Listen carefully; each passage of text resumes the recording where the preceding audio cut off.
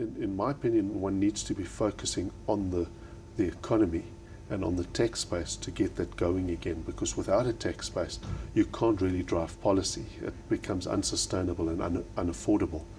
And one's got to really be careful of social spending getting out of control in relation to the tax base without the corresponding investment into the tax base. So what I would like to see is that there's a ramp up in infrastructure development, because that at least lays the platform. It gives the economy the capacity to do business in the future, and restrains the social spending in a sense, because, as I say, we've already got to the point where it's unsustainable, where you're getting something like 15 million people, or something approaching 15 million people on grants, and that's on an effective tax base of less than 1 million taxpayers. I think there's something like 5 million taxpayers, and but at least 80% of those taxes are paid by less than 1 million people.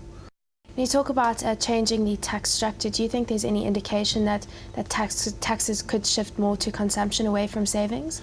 At this stage, I don't think there's much indication. We need that to happen. But what we have seen over the past several years is that the tax burden has been rising, right? Which of course also impacts on the savings rate and our ability to actually generate economic growth in the longer term. We also need to bear in mind that the economic conditions in the rest of the world are dire, all right?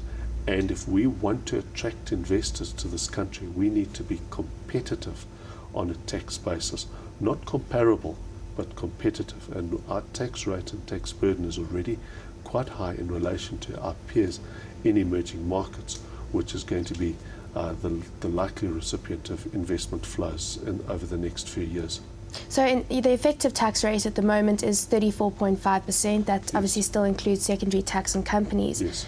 When secondary tax on companies is abolished, the rate will go down to around 28%. Is this not a competitive rate under 30% mark? Well, the effective rate for your investors is still around the 34% mark, because instead of taxing that in the hands of the company, it's now taxed in the hands of the investor. So it's still a high tax rate and not really competitive when you compare to other, in comparison to other emerging markets. You talk about the trend around the world. What are the UK doing in light of the dire situation, economic conditions that they face? What are they doing with their tax rates, the US, UK? Yeah. The US is looking at a tax cut, which is going to help blow the budget even more. But ironically, tax cuts are the most effective way to actually get your economy going again. The spending approach, where you actually take and try and spend your way into prosperity, has very little evidence of success or long-term success, and that includes any time that in economic history.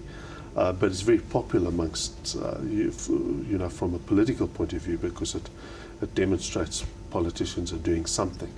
But at the end of the day, the tax base is in fact the private sector. If you allow that to thrive, it'll create the tax base for future generations.